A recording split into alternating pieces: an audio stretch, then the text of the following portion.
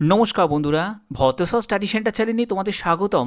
তোমাদের জন্য দারুণ সুখবর। তোমরা দীর্ঘদিন ধরে অপেক্ষা করছিলে এবং অনেকেই তোমরা কমেন্ট করছিলে যে স্যার রেলওয়ে পুলিশের নতুন বিজ্ঞপ্তি কবে জারি হবে। তো কনস্টেবল এবং সাব ইন্সপেক্টরের জন্য তোমাদের মোট শূন্যপদ ৫,৫০০। এই ভিডিওর মাধ্যমে অবশ্যই তোমাদের আবেদন তারিখ থেকে শুরু করে তোমাদের নিয়োগ প্রক্রিয়া, সিলেবাস এবং ফর্ম ফিল আপ প্রত্যেকটি তথ্য তোমাদের কাছে তুলে ধরবো। আজকের ভিডিওটা অবশ্যই প্রত্যেকের জন্য খুব ইম্পর্টেন্ট। তোমাদের যেটা করতে হবে অবশ্যই তোমরা কোন জেলা থেকে এই ভিডিওটা দেখছো, তোমার জেলার নামটা প্রত্যেকে কমেন্টে জানাবে। এবং কারা কারা তোমরা আরপিএফ এর জন্য ওয়েট করছো তারা অবশ্যই কিন্তু ইয়েস করে জানাবে। এবং যারা আরপিএফ এর জন্য ওয়েট করছিলে না তারা অবশ্যই এখানে নো লিখে জানাতে পারো। তো চলো ভিডিওটা শুরু করছি এবং ভিডিওটা প্রত্যেকের জন্য খুবই ইনফরমেটিভ হতে চলেছে। সম্পূর্ণ তথ্য শুধুমাত্র তোমাদের জন্য। তো দেখো, এখানে তোমাদের শিক্ষাগত যোগ্যতা, কনস্টেবলে যদি আবেদন করতে চাও তোমাদের এখানে মাধ্যমিক পাস যোগ্যতা প্রয়োজন। তোমার এখানে মাধ্যমিক পাশে কোনো পার্সেন্টেজ অফ মার্কসের কোনো প্রয়োজন নেই, তুমি মাধ্যমিক জাস্ট পাস হলেই অ্যাপ্লাই করতে পারবে। এখানে সাব ইন্সপেক্টরের জন্য যে কোনো শাখায় গ্র্যাজুয়েশন, দেখো আমি এখানে বলে রাখি, তুমি আর্টস থেকে পাশ করো কি সায়েন্স নিয়ে পাশ করো কি কমার্স নিয়ে পাশ করো, যে কোনো শাখায় তুমি যদি গ্র্যাজুয়েট হয়ে থাকো তাহলেই তুমি অ্যাপ্লাই করতে পারবে। এবং এখানেও কিন্তু কোনো পার্সেন্টেজ অফ মার্কসের কিন্তু কোনো ব্যাপার নেই। ওকে, আচ্ছা, এর পরবর্তী আমরা দেখে নেব। কনস্টেবলের জন্য 18 থেকে 23 বছর থাকছে এবং সাব ইন্সপেক্টরের জন্য 20 থেকে 28 বছর থাকছে। তুমি যদি একজন জেনারেল প্রার্থী হয়ে থাকো তোমার ক্ষেত্রে এই বয়সটা প্রয়োজন আছে। তবে তুমি যদি একজন এসসি এসটি ক্যান্ডিডেট হয়ে থাকো তোমার ক্ষেত্রে 5 বছর রিল্যাক্সেশন, এবং ওবিসি ক্যান্ডিডেট হয়ে থাকলে তোমার বয়সে 3 বছর রিল্যাক্সেশন থাকবে।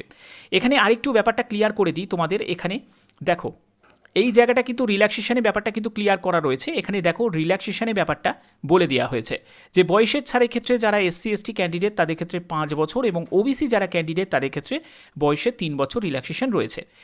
তো সেক্ষেত্রে তোমাদের বয়স কেমন প্রয়োজন, যদি তুমি একজন এসসি এসটি ক্যান্ডিডেট হয়ে থাকো তোমার ক্ষেত্রে বয়স লাগবে 18 থেকে 28 বছর। তুমি যদি ওবিসি ক্যান্ডিডেট হয়ে থাকো, আমি কনস্টেবলের জন্য বলছি, তাহলে তোমার ক্ষেত্রে বয়স লাগবে 18 থেকে 26 বছর। সাব ইন্সপেক্টরের ক্ষেত্রে তুমি যদি একজন এসসি এসটি ক্যান্ডিডেট হয়ে থাকো তোমার ক্ষেত্রে বয়স হয়ে যাবে 20 থেকে 33 বছর। আর তুমি যদি একজন ওবিসি ক্যান্ডিডেট হয়ে থাকো তোমার ক্ষেত্রে বয়স হয়ে যাবে 20 থেকে 31 বছর। ব্যাপারটা বোঝাতে পারলাম? তো এই হচ্ছে তোমাদের এজ রিল্যাক্সেশন থাকবে। এবার হচ্ছে যে তোমাদের রিভাইজ রিক্রুটমেন্ট রুলস, কারণ তোমরা জানো 2025-এর একটি নোটিফিকেশন অনুযায়ী তোমাদের যে রিজার্ভেশন যে রিক্রুটমেন্ট যে রুলসটা হয়েছে সেই রিক্রুটমেন্ট রুলসে তোমাদের কিছু পরিবর্তন আনা হয়েছে। যেখানে তোমাদের প্রিভিয়াস রুল কী ছিল, এখন নতুন রুল কি হয়েছে সেটা তোমাদের এখানে ক্লিয়ার করা রয়েছে। প্যারামিটারটা ভালো করে তোমরা দেখো, আমি তোমাদের বুঝিয়ে দিচ্ছি। যে সিলেকশন অথরিটি আগে ছিল রেলওয়ে রিক্রুটমেন্ট বোর্ডের মাধ্যমে সিলেকশন করা হতো, আর মানে আরআরবি করতো। এবারে যেটা করবে সেটা হলো স্টাফ সিলেকশন কমিশন অর্থাৎ এসএসসির মাধ্যমে হবে।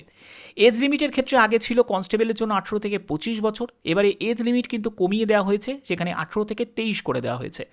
এডুকেশন কোয়ালিফিকেশান সেমই থাকবে, দুটোর একদমই সেমই আছে, কোনো পরিবর্তন হয়নি। তোমাদের হাইটের ক্ষেত্রে বলা হয়েছে যে মেল ক্যান্ডিডেট যারা থাকবে তাদের ক্ষেত্রে 165 সেন্টিমিটার আগে ছিল, সেখানে এখন 170 সেন্টিমিটার করা হয়েছে, অর্থাৎ 5 সেন্টিমিটারকে ইনক্রিজ করা হয়েছে। এরপরে হচ্ছে চেস্টের ক্ষেত্রে 80 সেন্টিমিটার হচ্ছে বুকের ছাতি না ফুলিয়ে, এবং ফুলিয়ে 85 সেন্টিমিটার হতে হবে। মেডিকেল এক্সামিনেশনটা আগে কন্ডাক্ট করতো আরপিএফ, নিজেই কন্ডাক্ট করতো, বাট এবারে যেটা করবে সেটা হলো সিএপিএফ তোমাদের মেডিকেল এক্সামিনেশন কন্ডাক্ট করবে। ওকে, এবার চলে যাচ্ছি আমরা এইখানে। দেখো, রিক্রুটমেন্ট প্রসেসের ক্ষেত্রে তোমাদের সাব ইন্সপেক্টর হোক বা কনস্টেবল হোক দুটোর ক্ষেত্রেই আগে আরপিএফ করতো, এবারে কিন্তু আর আরপিএফ করবে না, তোমাদের এসএসসির মাধ্যমে কিন্তু তোমাদের যে মানে পরীক্ষা নেওয়ার যে প্রসেসগুলো সেগুলো তারা কন্ডাক্ট করবে। এবং তোমাদের মেডিকেল যে যাবতীয় যা হবে সেটা কিন্তু সিএপিএফের মাধ্যমে অর্থাৎ সেন্ট্রাল আর্ম পুলিশ ফোর্সের মাধ্যমে হবে। ফিজিক্যাল স্ট্যান্ডার্ডটা এখানে আরও সুন্দরভাবে ক্লিয়ার করা আছে, বুঝিয়ে দিচ্ছি। দেখো, কনস্টেবলের জন্য 170 সেন্টিমিটার তোমাদের হাইট প্রয়োজন মেল ক্যান্ডিডেট, আর ফিমেল ক্যান্ডিডেটদের ক্ষেত্রে 157 সেন্টিমিটার হাইট প্রয়োজন। বুকের ছাতি না ফুলিয়ে 80 সেন্টিমিটার এবং ফুলিয়ে 85 সেন্টিমিটার হতে হবে। সাব ইন্সপেক্টরের ক্ষেত্রে 170 সেন্টিমিটার হচ্ছে মেল, এবং ফিমেলের ক্ষেত্রে 157 সেন্টিমিটার, এবং এখানেও কিন্তু সেম। আর ফিমেলদের ক্ষেত্রে চেস্টের কোনো মেজারমেন্টের ব্যাপার থাকে না। আচ্ছা, সিলেকশন প্রসেসের ক্ষেত্রে কী থাকবে দেখো, প্রথমে তোমাদের সিবিটি এক্সাম হবে, অর্থাৎ কম্পিউটার বেস একটা টেস্ট হবে, তারপরে তোমাদের পিইটি হবে এবং পিএমটি হবে। পিইটি পিএমটি কিন্তু সেম ডেতেই হবে। তারপরে তোমাদের ডকুমেন্ট ভেরিফিকেশন হবে, তারপরে তোমাদের মেডিকেল এক্সামিনেশন হবে। এখানে ডকুমেন্ট ভেরিফিকেশনের জন্য কিছু ইম্পর্টেন্ট ডকুমেন্টসের ব্যাপারটা তোমাদের কাছে ক্লিয়ার করে দিই। দেখো, তোমাদের প্রথমে যেটা লাগছে সেটা হলো তুমি যে তোমার এডুকেশন কোয়ালিফিকেশান, সেই এডুকেশন কোয়ালিফিকেশানের সম্পূর্ণ তোমাদের ডিটেলসটা তোমাদের প্রয়োজন হবে। তার যে জেরক্স এবং সেলফ অ্যাটেস্টেড কপি এবং অরিজিনাল ডকুমেন্টস তোমাদের লাগবে। তারপরে হচ্ছে তোমাদের ডিওবি সার্টিফিকেট অথবা তোমাদের 10th অ্যাডমিট কার্ড, যেখানে তোমাদের ডেট অফ বার্থ মেনশন করা আছে, সেটা তোমাদের লাগবে।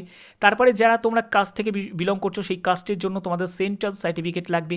গভর্নমেন্ট আইডি, যে কোনো একটি গভর্নমেন্ট আইডি প্রুফ, সেটাও কিন্তু তোমাদের লাগবে। অর্থাৎ এই সব ডকুমেন্টস কিন্তু অবশ্যই তোমাদের প্রয়োজন, ঠিক আছে। তারপরে তোমাদের মেডিকেল এক্সামিনেশন হবে। তো এখানে দেখো তোমাদের পরীক্ষার সিলেবাসে কিছু পরিবর্তন কিন্তু হবে না। যদি কিছু হয় তো সেখানে তোমাদের কিছু কোশ্চেনের হয়তো এদিক ওদিক হতে পারে, বাট এখানে তোমাদের যে ব্যাপারটা যে বোঝা যাচ্ছে যে তোমাদের এরকমই তোমাদের কোশ্চেন থাকবে, যেখানে 35 কোশ্চেন থাকবে তোমাদের অ্যারিথমেটিকের ওপর, জেনারেল ইন্টেলিজেন্স আর রিজনিংয়ের ওপর 35 কোশ্চেন থাকবে, 35 মার্কস, ঠিক আছে। এবং জেনারেল অ্যাওয়ারনেসের ওপর 50 কোশ্চেন থাকবে, 50 মার্কসের। এখানে বলে রাখি তোমাদের জেনারেল অ্যাওয়ারনেসের ওপর কিন্তু ভালো একটা কমান্ড তোমাদের থাকতে হবে, কারণ জেনারেল অ্যাওয়ারনেসের ওপরই কিন্তু তোমাদের যত তুমি ভালো পারফর্ম করতে পারবে, এখানে কিন্তু স্কোর কিন্তু তত বেশি ডেভেলপ হবে। এবং এখানে এর জন্য বলে রাখি প্র্যাকটিস কিন্তু খুব প্রয়োজন, কারণ তোমরা যদি প্র্যাকটিস থামিয়ে দাও তাহলে কিন্তু মুশকিল হয়ে যাবে। কারণ এখানে স্পিড আর অ্যাকুরেসি এটা কিন্তু খুব মেন একটা ব্যাপার, ঠিক আছে। স্পিড আর অ্যাকুরেসি এখানে কিন্তু খুব মেন একটি ব্যাপার, যেখানে তুমি যত ভালো স্কোর করতে পারবে তাহলেই কিন্তু তুমি মেরিটে জায়গা করতে পারবে। কারণ এখানে রিটিন এক্সাম মানে তোমাদের সিবিটি যেটা হবে, এই সিবিটির ভিত্তিতেই কিন্তু তোমাদের মেরিট প্রিপেয়ার্ড হবে, ওকে। এবং এর জন্য তোমাদের কিছু বই আমি তোমাদের অবশ্যই সাজেস্ট করব। যারা তোমরা বইয়ের সাজেশন যারা তোমরা চাও তারা অবশ্যই কিন্তু কমেন্টে আমাকে জানাতে পারো যে স্যার কিছু ভালো বই আমাকে সাজেস্ট করুন, তাহলে তোমাদের জন্য বই নিয়ে স্পেশালি তোমাদের একটা আলাদা করে ভিডিও দেবো। এবং এখানে বলে রাখি যে তোমাদের এখানে দেখো তোমাদের যে 120টা কোশ্চেন এবং 120 নম্বরের পরীক্ষা হবে, এর জন্য তোমাদের সময়সীমা যেটা থাকবে সেটা হলো 90 মিনিট তোমরা সময় পাবে। কোশ্চেনের ল্যাঙ্গুয়েজ যেটা থাকবে সেটা হলো বেঙ্গলি পাবে, তোমরা বেঙ্গলি ল্যাঙ্গুয়েজও তোমরা পেয়ে যাচ্ছ। এছাড়া তোমরা 13টা রিজিওনাল ল্যাঙ্গুয়েজ পেয়ে যাবে এবং ইংলিশ, হিন্দি, যে কোনো ল্যাঙ্গুয়েজে তুমি এক্সামটা দিতে পারো।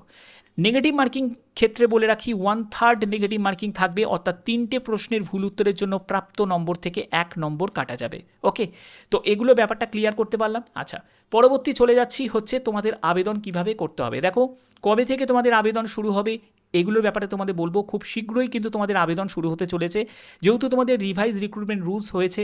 তো সেই ব্যাপারে যেহেতু একটা অফিসিয়াল নোটিশ কিন্তু জারি করে দিয়েছে, অর্থাৎ এখান থেকেই বোঝা যাচ্ছে যে তোমাদের আবার আরপিএফের নতুন বিজ্ঞপ্তি জারি হতে চলেছে। তো সেক্ষেত্রে তোমাদের বলে রাখি যে আবেদন করার জন্য অফিসিয়াল ওয়েবসাইট থেকেই কিন্তু তোমরা আবেদন করতে পারবে এবং সম্পূর্ণ তোমাদের আবেদন রিলেটেড ভিডিও নিশ্চয়ই তোমাদের জন্য নিয়ে আসবো। এবং কবে থেকে তোমাদের ফর্ম ফিল আপ শুরু হবে সেই ব্যাপারটা এবার বলে রাখি। তোমাদের এপ্রিল মাস অর্থাৎ নেক্সট মান্থ থেকেই কিন্তু তোমাদের একটি নোটিফিকেশনের আপডেট কিন্তু চলে আসবে এবং তোমাদের ফর্ম ফিল আপ শুরু হওয়ার সম্ভাবনা যেটা রয়েছে, সবথেকে বেশি হাই চান্স যেটা রয়েছে সেটা হলো মে মাস থেকেই কিন্তু তোমাদের ফর্ম ফিল আপ শুরু হয়ে যাওয়ার পসিবিলিটি রয়েছে। তো যাই হোক, এই হচ্ছে তোমাদের গুরুত্বপূর্ণ আপডেট। এই ভিডিওর মাধ্যমে সম্পূর্ণ ব্যাপারটা তোমাদের কাছে ক্লিয়ার করতে পারলাম।